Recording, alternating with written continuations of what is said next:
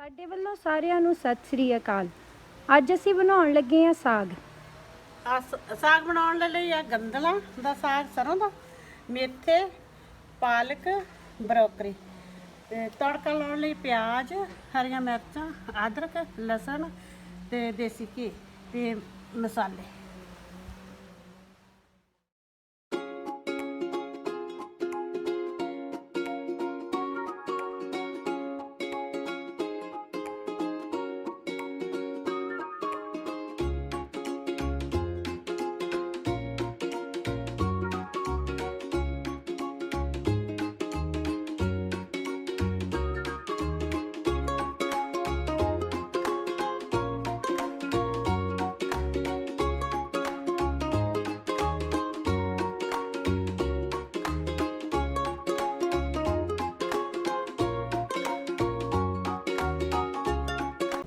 ਹੁਣ ਆਪਾਂ ਅੱਧੀ ਕੜਛੀ ਲੂਣ ਦੀ ਪਾ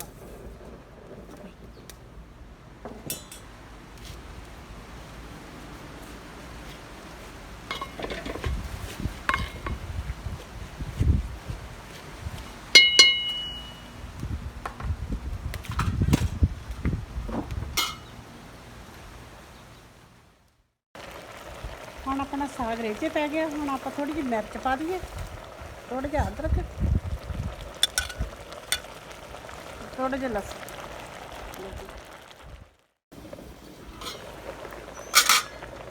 ਹੁਣ ਇਹਨੂੰ ਵਿੱਚ ਕੜਛੀ ਨਾਲ ਹਿਲਾਈ ਜਾਣਾ, ਕੜਛੀ ਫੇਰ ਕੇ ਦੇਖਣਾ ਵੀ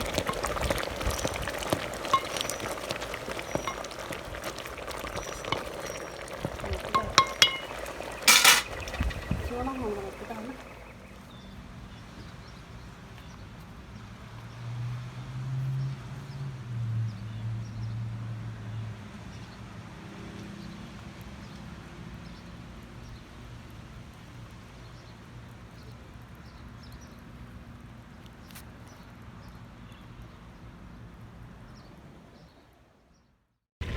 ਸਾਗ ਹੁਣ ਆਪਣਾ ਰੱਜ ਗਿਆ ਵਾ, ਹੁਣ ਪੀਲਾ ਹੋ ਗਿਆ, ਰੱਜ ਕੇ। ਹੁਣ ਆਪਾਂ ਚੱਲਣ ਪਾਵਾਂਗੇ।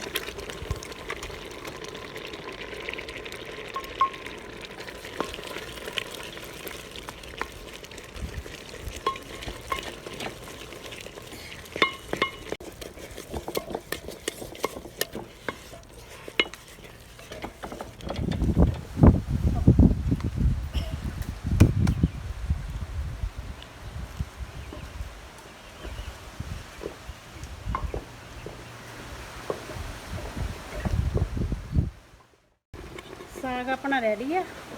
ਆਪਾਂ ਹੁਣ ਥੱਲੇ ਰੱਖ ਆਪਾਂ ਤੜਕੇ ਲਈ ਕੜਾਈ ਰੱਖ, ਆਪਾਂ ਦੇਸੀ ਘੀ ਪਾਵਾਂਗੇ।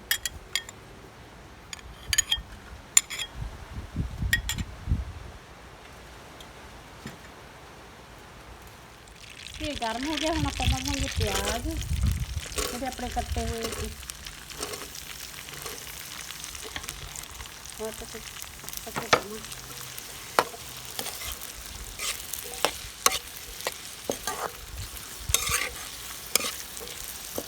ਥੋੜ੍ਹੇ ਜਿਹੇ ਭੁੰਨ ਕੇ ਪਿਆਜ਼ ਭੁੰਨ ਕੇ ਥੋੜ੍ਹਾ ਜਿਹਾ ਬਾਅਦ 'ਚ ਆਪਾਂ ਪਾਵਾਂਗੇ ਅਦਰਕ ਤੇ ਲਸਣ। ਹੁਣ ਪਿਆਜ਼ ਆਪਣਾ ਭੁੱਜ ਗਿਆ। ਹੁਣ ਆਪਾਂ ਪਾ ਲੈਣਾ ਲਸਣ, ਬਾਅਦ 'ਚ ਅਦਰਕ। ਇਹਨੂੰ ਚੰਗੀ ਤਰ੍ਹਾਂ ਭੁੰਨ ਲੈਣਾ।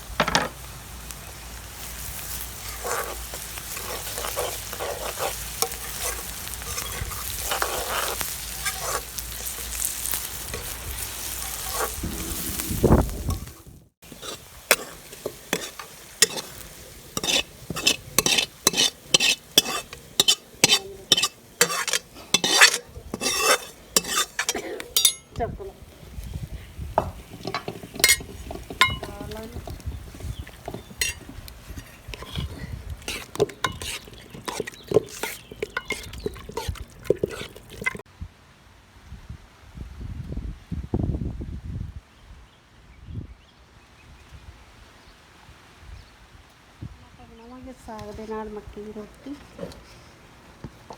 ਆਟਾ ਮਲ ਲਓ ਚੰਗੀ ਤਰ੍ਹਾਂ।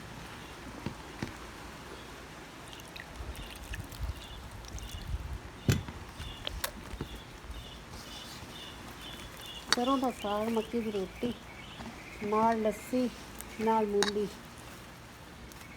ਦੇਖੀ ਕਿੰਨਾ ਸਵਾਦ ਆ।